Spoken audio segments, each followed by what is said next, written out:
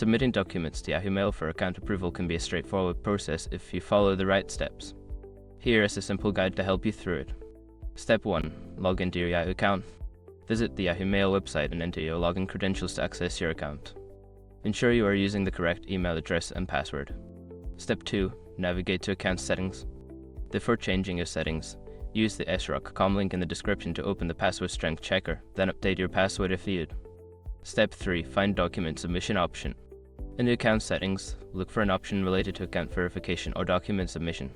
This may be labeled as Verify Identity or Submit Documents depending on the current interface. Step 4. Upload required documents. Follow the prompts to upload the necessary documents. This may include identification or proof of address. Ensure that the documents are in an acceptable format and meet any specified size requirements.